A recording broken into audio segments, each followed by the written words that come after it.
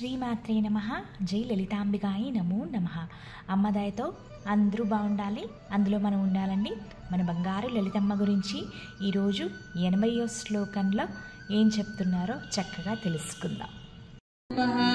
చితిస్తత్పదలక్ష్యార్థ చిదేతరసరూపిణి స్వాత్మానందలవీభూత బ్రహ్మాద్యానంద సంతతి.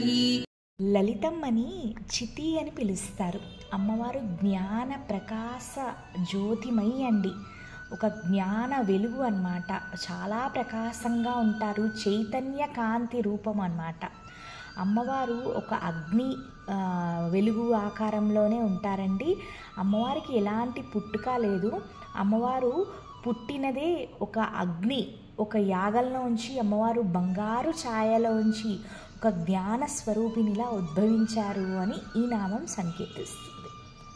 మన లలితమ్మని తత్ అనే ఒక రూపంలో కొలుస్తారంట. ఈ తత్ అంటే వేదవాక్కులండి.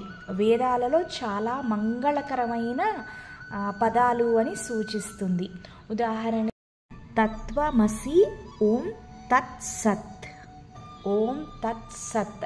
తత్ అనేది చాలా బలమైనది, కొలవలేనిది, చాలా గట్టిది. అంటే ఈ ప్రపంచంలో ఉన్న అన్నింటికన్నా కూడా గొప్ప వాటినన్నింటినీ కూడా తత్ అనే స్వరూపంలో వేదాలు సూచిస్తాయి. మరి ఈ ప్రపంచంలో మన లలితమ్మకు కన్నా శక్తివంతమైనది, గొప్పది, పెద్దది ఏది లేదు కాబట్టి వేదాల ప్రకారము అమ్మని తత్ అని సంకేతిస్తారు. చితి అంటే అమ్మవారు చైతన్య జ్ఞాన స్వరూపిణి. అంటే ఈ జ్ఞానాన్ని ఆ స్వరూపంలో ఉండి మన మనుష్యుల్లోని అంధకారాన్ని తొలగించే జ్ఞాన శక్తి అని సంకేతిస్తారు. బ్రహ్మదేవుడు చాలా ఆనందంగా సంతోషంగా ఉంటారంటండి ఎల్లవేళలా. కానీ బ్రహ్మదేవుడి కన్నా కూడా ఆనందంగా సంతోషంగా ఎవరుంటారు? మన లలితా త్రిపుర సుందరి. అంటే ఈ ప్రపంచంలో అమ్మవారు ఆమె భక్తుల ద్వారా ఆనందాన్ని పొందుతారన్నమాట. అంటే ఇప్పుడు మనకి ఆనందం ఎప్పుడు వస్తుంది? మన మనుషుల్లో వాళ్ళ స్వలాభాల కోసము, వాళ్ళకేమైనా మంచి జరిగినా, వాళ్ళకేమైనా ఇష్టమైన వస్తువులు వచ్చినా సరే మనం అల్పజీవులము, ఆనందం పడిపోతాము. కానీ ఇక్కడ అమ్మవారు ఆమె బిడ్డలు కావలసినవి పొందితే ఆమె ఆనందం తీసుకుంటారు. అంటే ఆమె బిడ్డలు ఆనందమే లలితమ్మ ఆనందము అని ఇక్కడ సంకేతిస్తుంది. అంటే ఇక్కడ లలితమ్మ వారి ఆనందము బ్రహ్మదేవుడి ఆనందం కన్నా చాలా ఎక్కువ అని సంకేతిస్తుంది. అంటే బ్రహ్మదేవుడు ఎప్పుడూ సంతోషంగానే ఉంటారంట. ఈ సంతోషం ఎవరి వల్ల వస్తుంది? లలితమ్మ వల్ల వస్తుంది. అలాగే ఆమె బిడ్డలందరూ కూడా ఆనందంగా ఉన్నప్పుడు అమ్మ కూడా మురిసిపోతుందంట ఆమె బిడ్డల్ని చూసుకుని. ఇదంతా కూడా ఎలా సాధ్యము అంటే మనుష్యులకి ఈ ఆనందాన్ని పొందే మార్గం ఉందండి. అది కేవలము ధ్యానాన్ని చేసుకోవడము. అంటే నిజంగా ఏ భక్తులైతే కుండలిని శక్తి, మన మూలాధారంలో ఉన్న కుండలిని శక్తి మీద